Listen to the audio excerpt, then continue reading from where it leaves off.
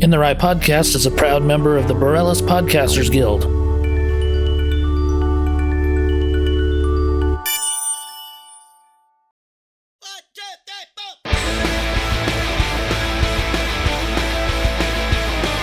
His name is Curt, a really funny guy, and this is his podcast, In the Right. It's the In the Right Podcast. Curt Fletcher. This episode is brought to you by Southwest Labs, which offers a huge variety of tests: STD testing, prostate screening, diabetes monitoring, COVID-19 testing, and more. You simply choose your test, get tested, get your results, and get a doctor's interpretation virtually. It's easier than the hassle of making an appointment with your doctor. Call 505-609-LABS, visit southwestlab.com, or find them on social media at Southwest Lab for more information or to schedule a test today. With locations in Albuquerque and Las Cruces, Southwest Labs makes medical lab testing simple. Mention this ad when you schedule your appointment. Hey everyone, thanks for tuning in. This is episode 32 in the Right Podcast with Curt Fletcher. I am your host, Curt Fletcher, and today I'm going to have two guests on the show. One is Troy Willson from Albuquerque, who runs Six Sun Productions, and the other will be AMarie Castillo, who just moved back to Albuquerque from New York City. So let's go talk to them. All right, thanks for joining me. I've got AMarie Castillo and Troy Willson. What's up, everybody? Hey. Thanks for joining me. So AMarie is she's moving back, or you moved back to Albuquerque, right? You're back. I'm here. Okay. And you're moving back from New York City? Yep. Cool. After 13 years. Yeah. 13. Oh, wow. So did you start your comedy career in New York City? Yes. Okay. What was that like? I probably am the most one of the most unique non-traditional route comics. It's you want me to give you the backstory real quick? Yeah, absolutely. How it happened? Because people are always like, what? I didn't plan on being a stand-up comedian. I moved to New York City. I was pursuing modeling at the time, and I just always wanted to live in New York City and be in entertainment. I was I don't know if you guys bark in New Mexico, but there was comics by the name of, you guys might know them if you're a comedy fan, Andrew Schultz and Yamanika Sanders, barking outside the Village Lantern, which is like one of the more bar, but it's like a club, but it's like more of a bar venue. And they were barking like free comedy show. And I was like, free comedy show, $1 Bud Lights. I was like, I'm in. This is like, I just moved to New York. I go to the show and I was like, this is incredible. And the lineup was incredible. And I kept going back because it was free, and I like was broke. I was 21 and all this stuff. And I kept bringing all these like models and people and all these socialites. I was like, guys, this is the best thing ever, like whatever. And so Andrew Schultz and all the guys that were there were like, do you want to be a comic? Like, why do you keep showing face? And I was like, no. They're like, wait, you don't want to be a comic, but you're going to like bring all these people? And I was like, yeah. And they're like, awesome. They're like, do you want to produce with us? I was like, sure. Like, I didn't know what I was getting into. And so I became like a bringer without like being a comic, which was hilarious. And I started producing shows, and I started working with this comic, Colin Kane, which then led me to working at Caroline's with Paul Mooney. And I was producing shows at Caroline's. Wow. And then like, and I don't know anything about stand-up comedy. Like, seriously, like it's so weird what I got myself into. And then I produced for a couple of years all around New York City. And this comic, Sergio Chacon, was like, AMarie, you need to start doing stand-up. Like, I can tell you, like, he just knew I'd be a good comedian. He's like, and you're so involved. And I was like, okay. I was like, no. He's like, just do 7 minutes. And he booked me at the Laugh Lounge, and it's closed now. And I did 7 minutes, and then I was like addicted. So, but the crazy part was I didn't go through like the traditional open mic. Like, I never did an open mic or anything. I just, because I produced for like a couple of years, just everyone would book me on their shows. It was so weird. Like, everyone's like, why are you performing at every club? Like, you've never done an open mic or anything? I was like, no, I've booked all these comics though for like years. So I came in as like a producer and then became a comic, and I'm more known as like a host. But yeah, so anyways, that's kind of the long story short. That's cool. That's awesome. Yeah. Have you performed in Albuquerque before then? Yeah, with Troy. Oh, okay, right on. 2 years in a row, Troy runs the show at Curt Brewery, and Troy, I can't remember who connected us at first. Wasn't Mikey Mays? Mikey Mays. Was it Mikey or Camille? Oh, Camille and Mikey. They both of them. Yeah, so I work with Camille. They corroborated that I was a decent person, and I couldn't believe it. Yeah, I don't know. That's so weird. Because it was a black guy and a woman, right? And yeah, so then Camille and recommended Six Son and Troy, and I was like, I'm from Albuquerque. I grew up there. I have a huge family. A lot of people from high school would come. Like, I just want to start doing shows and giving back to Albuquerque. And so I've done multiple shows with Troy at Curt the last 2 years over the holidays when I come and visit, and they've been really good shows. Cool. And Troy, can we get a little backstory on you as well? Yeah, I have a different story from AMarie. I'm Albuquerque's problem child. Yeah, I'm the most banned comedian here in Albuquerque. I'm known as the most offensive. I roll with it because no one else can take those monikers. But I actually started because of a guy that we both know, Curt, Ariel Holmes. Yeah. I supported him for years. He was my roommate, and I worked all the time, and whenever I had an opportunity, I would go check him out. And this was for a few years in a row. And I saw him one day at the Santa Ana Star Center, which is probably the biggest place for comedy in Albuquerque. Yeah. They bring the biggest names, and they're the only people who have better shows than Six Son, but they have a stage. So I saw him there, and I was kind of disappointed because he didn't do as well as I thought that he should have on that stage. He just seemed unprepared and unpolished and unsure.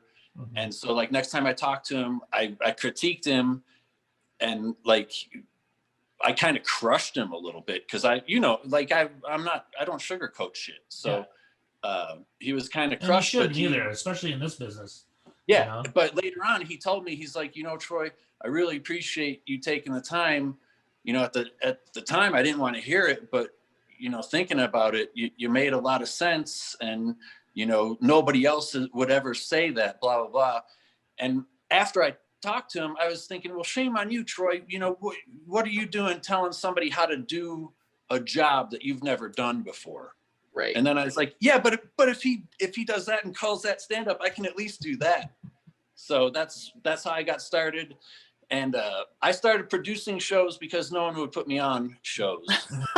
And quite frankly, it's fine because nobody really would run a professional show.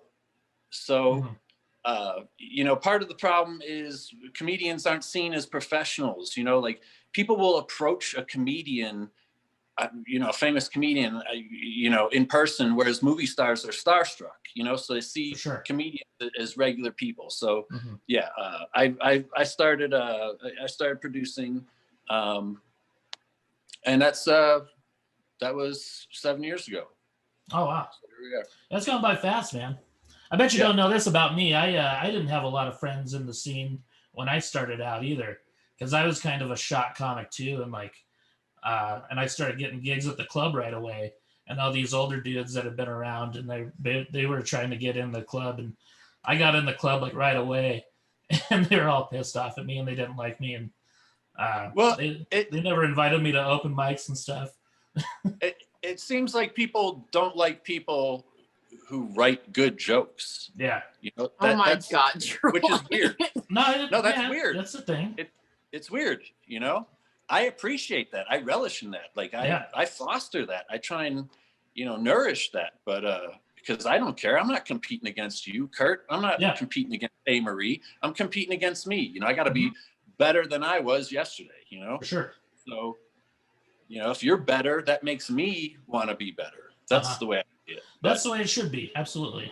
Yeah, and But I got treated like shit by those guys because, I was working my ass off, and I think they saw that, and my second gig I ever did was at the comedy club, like a regular show, and that didn't make those dudes happy. No. Well, everybody thinks there's a hierarchy in comedy when clearly there's no right way to do it. Yeah. But there's best practices Absolutely. for sure, but there's no one right way to do things. So, everybody finds their own path, and the best we can do is to hope to find people that are farther along on their path that will help us on our path. Mm-hmm. And that's what I try to do. Yeah. And the thing about comedy too is like you can build your own following without being that popular in the scene, or not being in at the club, which is cool, I think.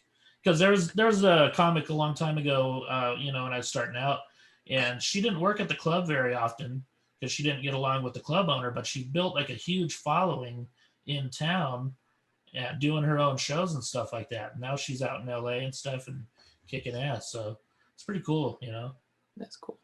Yeah. So tell us. Yeah, awkward silence. That's my favorite. Wait. That was awkward. Weird segue. No, what? I just blame it on the internet connection. Yeah. Always blame it on the internet connection. Tunnel. Yeah, we're podcasting through a tunnel. No, I was going to ask you about the show next Friday. So what's the venue and all that, right? Okay, so thank you to Troy. I was telling Troy, like, I have plans. I'm waiting to see what our wonderful governor and what happens with this pandemic. Mm-hmm. Like I said, I like producing, and I plan on opening up a club here in general, but I'm not going to do it till we're fully, on a smooth path here, not closing down or changing our mind every 2 seconds. But I did want to get back on stage. A lot of people want to come out and support because I've been through hell and back in the last 2 months. A lot of my friends from childhood are making fun of that I live here again. And since we're starting to open up more, I thought it'd be fun to kind of have like a welcome back show for me before New York, I was in LA. So I've been gone my whole adult life. I left when I was 18 and now I'm about to be 35. So I thought it'd be a lot of fun. And people need to get out, man. Just last year has crushed people, and comics, we all need stage time, and and this is going to be good. I got a good following. And so next week at B2B, right, Troy? B2B? Yes. Brewery at 8:30 p.m. We're going to have a welcome back show for your girl. And I'm going to feature a range of good comics from the scene that I can't wait to get to know the scene. At 8:30. And it's going to be a lot of fun, 8:30 to 10. So and there's tickets on sale. Comanche in Wyoming, I believe. Comanche in Wyoming. Yes. That sounds right. Drink and food, right, Troy? Food. Yep. Food and drink. I put a ticket link on my website too, funnyfletcher.com. Oh, I appreciate it. Yeah, so it's easy to find on there under my schedule. It's gonna be a lot of my family and the high school that I went to. Cool. So it's gonna be a lot of fun. What high school did you go to? I went to El Dorado. Oh, me too. Oh, cool. Nice. How old are you? 41. Okay, so you're older than me, but yeah. All right, cool. Go Eagles. Go Eagles. Okay. Where'd you go to school, Troy? I'm 05, but yeah. So no, so you'll have some El Dorado alumni there. It'll be a lot of fun. Heck yeah. Where'd you go to school, Troy? I grew up in Chicago, so I moved out here in the middle. Good for you, not being part of the APS mess. No. That's cool, man. That's so funny. No, but come out next week. It's going to be a lot of fun. And just like, I've been fortunate where I've done some road work through the pandemic, but and I know as a New York comic, we're spoiled with stage time. And like, I was used to doing the 10 to 15 spots a week. And then I've done like 15 shows total this year. So I'm like, this is weird. So, I can't wait to get back on stage next week, even though, like performing in front of your friends and family is the worst. So looking forward to it next week. Yeah, especially if your material is about one of them, that always makes it super awkward. Or you're trying to get back in the rhythm, back in the groove, like getting back on stage, like making it normal again, and you're like, guys, let me work through this show. Oh yeah, and they just heckle you. Oh, my uncles in Iowa, when I do shows back home in Iowa, that's where I grew up. All my uncles are like Harley riders and shit and truck drivers, so they'll just heckle the shit out of me. A lot of them are So, funnier than me. no, too, we'll get but that it next sucks. week. We'll get that next week for sure. It'll be fun though. Yeah, it'll be a good time. I'm looking forward to it too because I moved back in July and I've only done one show since I've been back, and I don't know like a lot of the new comics either, so I'm excited to meet like some of the new comics too. Yeah, but Yeah, I want to get to know the scene. You've been doing road work, right, Curt? yeah. I just got back because from in other Texas parts of the and- country, COVID does not exist. Where I've done yeah. shows, I've Wisconsin, I've done Indiana, I've done Minnesota. Everywhere I've done it, it's like, oh well, we don't have a pandemic here. Well, we've Yeah. been doing secret shows at somebody's house for the last 6 months. Not Twice so a much week. a secret anymore now. Well, you don't know whose house. not or to my where. 12 viewers. Yeah. Oh man, yeah, I was in Texas last week, and it was weird going in places because no one's wearing masks there now. So That's so funny. I was in Texas last week too, and like this girl was like, "Oh my God, you're wearing a mask." She's like, "Where are you? Where are you from?" I was like, "Ma'am."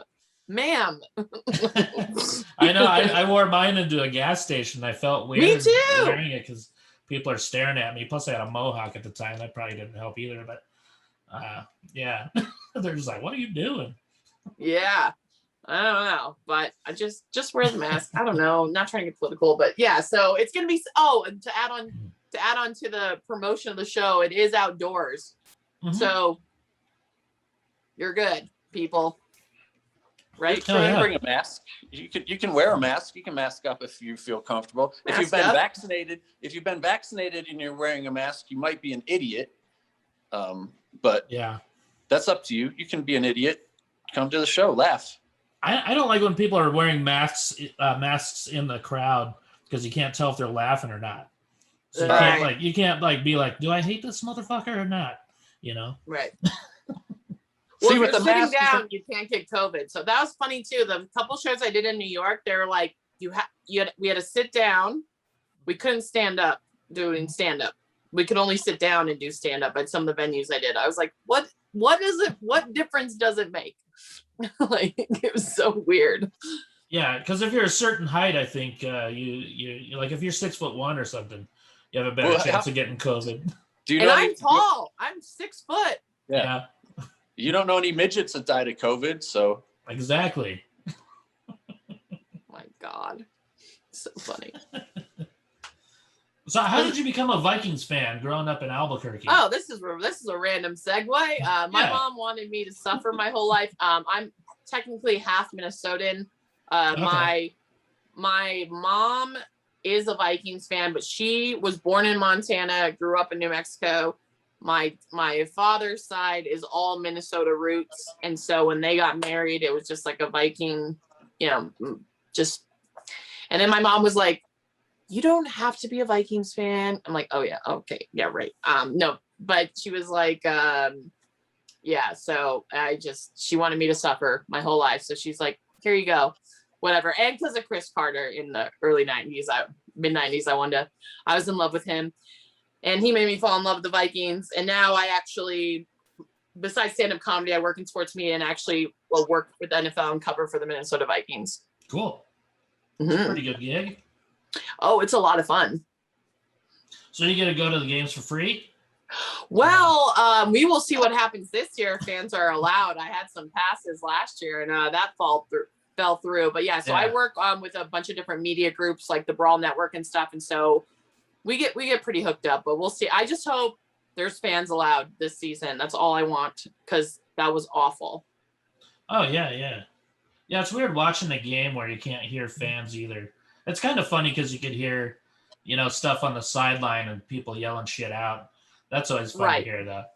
Or like the noise that they were pumping in, and like I hated playing at home because we had zero fans, and I loved a lot of our road games. We played better on the road this year, and with all these places that had fans. I was like, ugh, Oh yeah. ugh, I want all away games. Are you a football fan, Troy? I used to be. I grew up in Chicago, so I'm her nemesis with the Bears. Yeah. But Yeah, I'm not nemesis, but yeah, I'm all right with the Bears. I don't care. I just don't care about you 2 times a year. Yeah. You guys aren't that much of a threat. Okay, I was watching one of your videos today. I found it on some website. You pissed off a guy in the crowd. me? Oh, no, yeah. No, me. no, Me. we're used to you doing No. that, Troy. This is the best part. So I'm known as like a host. I was host. Actually, 2 things. 2 times. I've only offended people. Troy, I know I need to catch up with you. I've only offended 2 people ever in my over a decade doing of comedy in New York City. Well, that you know of. I was hosting. Yeah, true. I was hosting that when you saw that video, and I was talking to the manager about check spot, and I come back in to light the comic on stage, Caitlin Murphy, who she's amazing. Check her out. She was telling I guess in this guy's eyes, a racist joke, and I come back in and I go back on stage, and the same guy that got offended was the guy who wanted to be a part of the show. He's that one audience member that wanted to be a part of the show the whole time. Mm-hmm. And so when I went back on stage, he was so quiet, and I was like, what happened? And then that's what led that into that viral video of this guy just going off. And that was weird. So it's kind of like pre-pandemic. It was like kind of foreshadowing how sensitive this world is getting, but dang, it was crazy. Like, I wish I knew the joke that she said. That's what I wanted to ask is like if you remembered the joke that it was something about her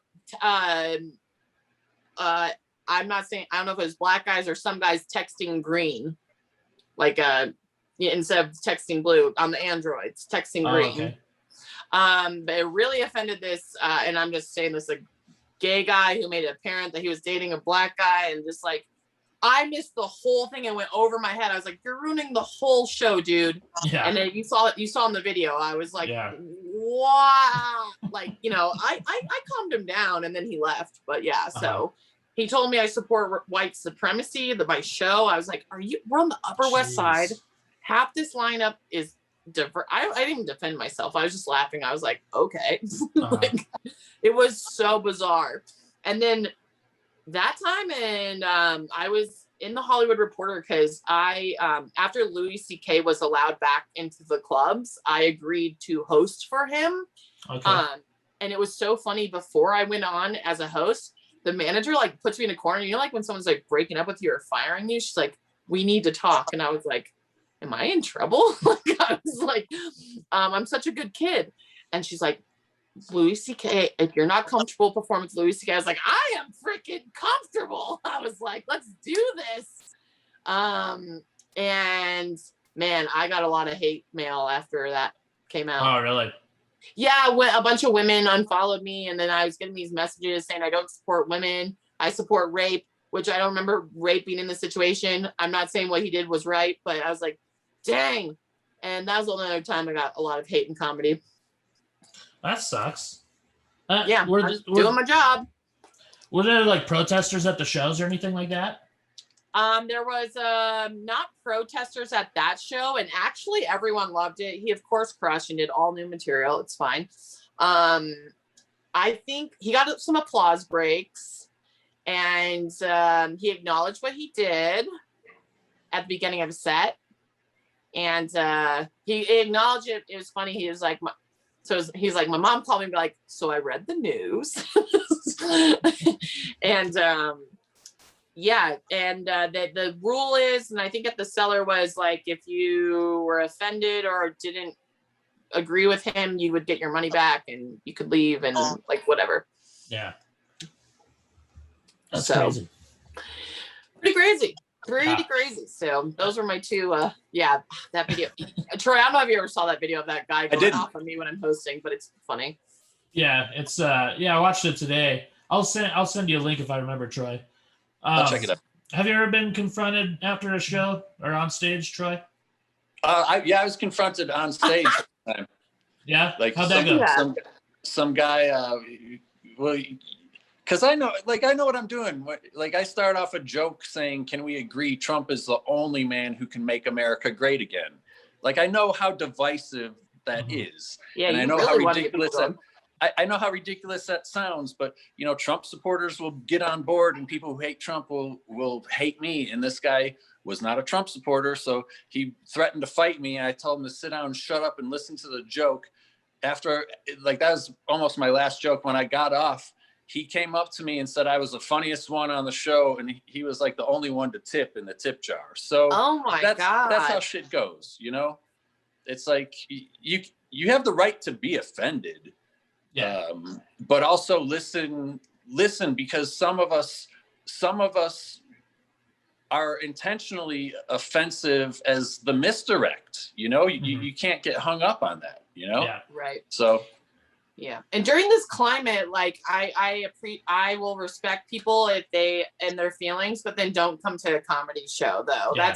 That's just what I understand. If I have compassion for both sides, whatever this crazy country, but then don't come to a comedy show. That's my only request to people. Either everything is fair game to make fun of, or nothing is fair game to make fun of. And I live in a world and a reality where everything is fair game to make fun of. I did this show in Jersey, and one of my first times being back up during the pandemic, I featured for this show in Jersey, and they told me before the show I couldn't talk about politics or COVID. And I've never been told that at like a comedy show, like what I couldn't say. I mean, they told me if I could like curse or have to be clean, right? But I've never been told what topics I can't talk about. But I guess I understand, but I'm not a political comic. But yeah, so I thought that was interesting. That is interesting. I pissed a lady off in Tulsa one time. And I used to live in Tulsa, so I know I can piss people off there. And I did a joke about my dad swearing and how he would say Jesus Christ. And this lady got so mad at it. And she comes up after the show and she lectures me for like 4 or 5 minutes about it. She's like, I know people laugh at the joke, but it's so offensive and blah, blah, blah. And then when she was done, I go, oh, the racist jokes are fine though, right? And then she just walked off. Good. I like pissing people off. It's fun. Oh, that's why you and Troy are friends. Yeah, I like Troy. I like watching Troy. Yeah, Troy's good dad. It's so funny watching the crowd and how uncomfortable they can get. Yeah, totally. We're gonna see it next week. Yeah, for sure. Yeah, I'm excited for that. Me too. And Troy's gotten like so much better too. Like he works his ass off.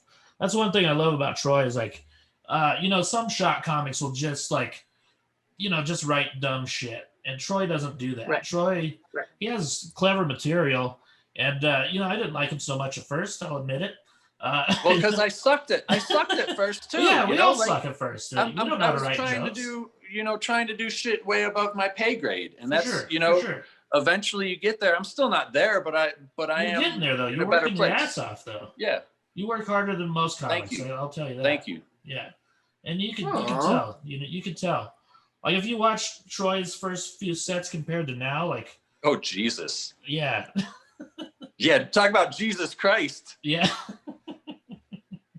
Really. I watch him sometimes to see. Oh, really? Because it's been. I record all of my stuff because I have to. I'm a liability, and so like I'll watch him like 5 or 6 years old and see if there's anything. Oh, can I do that same set tonight? Let's see. Yeah.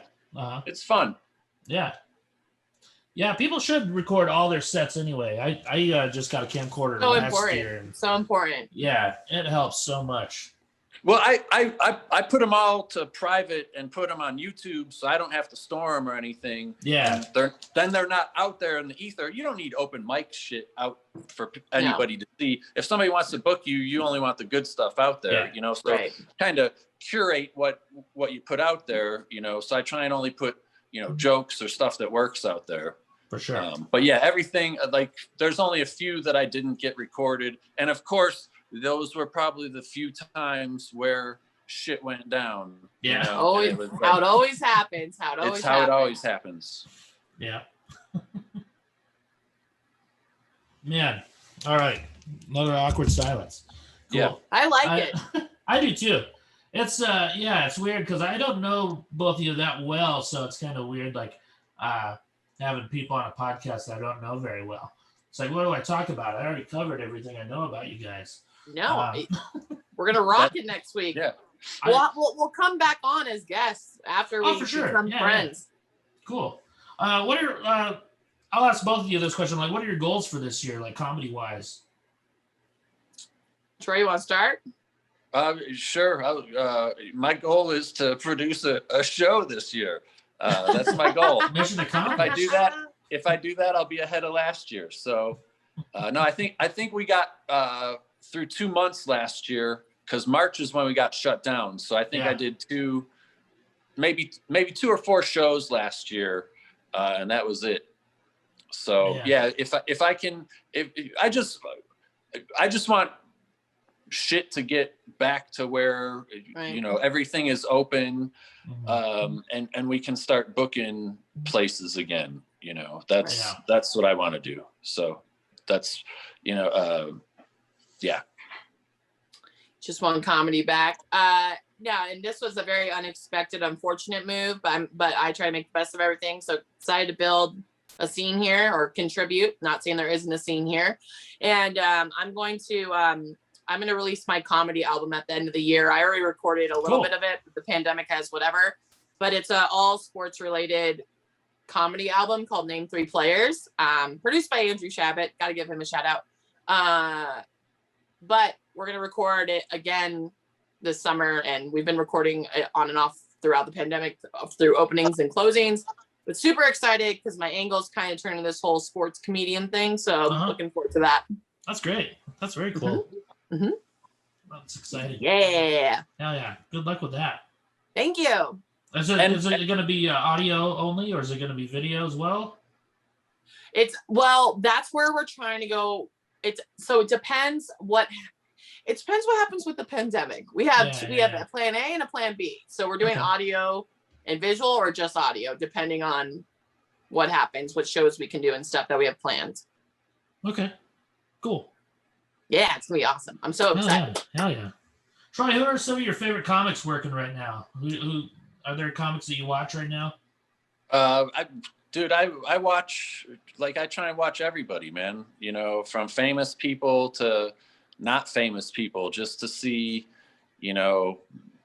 what's going on, what people are doing, how they're writing, how their joke structure is, what constitutes a joke, what people think are funny, because comedy is something that's always evolving, and I'm not ignorant to that fact, so I'm not set in any ways, but I like to see what's out there. So for sure. I'll tell you one thing. I never growing up, I never liked Bill Cosby. I just didn't like him. For whatever reason, I loved Eddie Murphy, loved Cheech and Chong, Rodney Dangerfield. But I didn't find Cosby funny, and I guess maybe probably I had a sixth sense. Because he was clean, maybe? No, probably because he was a rapist, and I could sense that. I grew up Catholic. I have a sixth sense. Yeah, right. It's the same for me though. I never liked Cosby either though. I liked Eddie Murphy and Richard Pryor, and Carlin was always my favorite. And then Stephen Wright, when he came along, he was one of my favorites. But I just never liked Bill Cosby for some reason. What about you, AMarie? Who are some of your favorites right now? Favorites right now. My favorite young comic that I watch. A lot of people have moved because of the pandemic, but this is just based off New York. His name is Marcelo Hernandez. He's now in Miami. He was in New York. He's so young, so good. Even though he's young and he's gonna get polished, he's gonna be a star. I really have a knack for picking these guys. One of my dearest friends in comedy, she became known because of her podcast, but in the last year, her comedy, she is just crushing it. Corinne Fisher. It's been really cool. Yeah, Corinne Fisher. She came and did a show with me at Kilt Check last year, and then we went and did and then for New Year's we went and did the Comedy Store in LA. But I think what I appreciated most about her is like a lot of people talk shit about her, not shit about her, but like oh they used to say like, oh, she gets booked because she's famous or whatever, right? She has like one of the number one podcasts in the world, Guys We Fucked. But like she is so dedicated to stand up, is she is like demolishing stages every time I see her. Like it's just so much fun to watch your friends like, and just how you said you've seen Troy like become so good. She's so good. I'm just like so proud of her. That's cool. It's awesome. That is awesome. Yeah. Yeah, it's so cool to see, especially people you like, when you see them putting in the work and them getting, to a higher level like that. You're like, oh, cool. This is some next level stuff. Yeah. That's great. I have an endless list though right now. And like I've seen a lot of people I started with are like I said at like Andrew Schultz is up. They're like big now. So it's like fun to watch. Yeah. For sure. One of my favorites has always been Chad Daniels. Have you worked with him before? Oh, yeah. Chad's awesome. He's just a writing machine. Like he has 5 or 6 albums out and just and albums are that's a lot. Yeah. And they're all like just amazing too. Like there's no duds at all, and kind of pisses me off. It's like, man, how do you do it?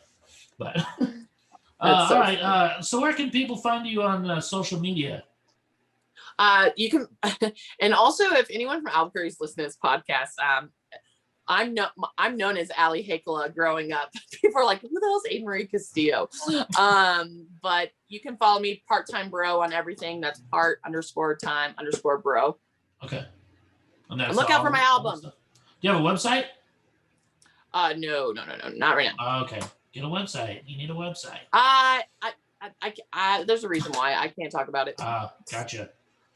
Cool. Troy, do you have a website? SixSun.com. Okay. Woo! Is that where people can find you on social media and all that? Yeah, sure. No one gives a shit about me. I don't. So if you find me, you find me. Come to the show. I don't care if you follow me on social media. Follow me in real life. That's what I care about. Yeah. Come and laugh in person, and have a good time. Cool. Yeah. Let's wrap this up. Let's hear details about that show one more time. Oh, April 9th, B2B Brewery, 8:30 p.m. to 10 p.m. It's going to be safe and fun. And you both are on it. And Sarah Kennedy. That's only $10, right? And it's only $10. Yeah. $10. That's Support cheaper than a movie cause. that you can't go to. Support a good cause. Practically come out loud it away. After this shitty year we've had. Yeah. And so.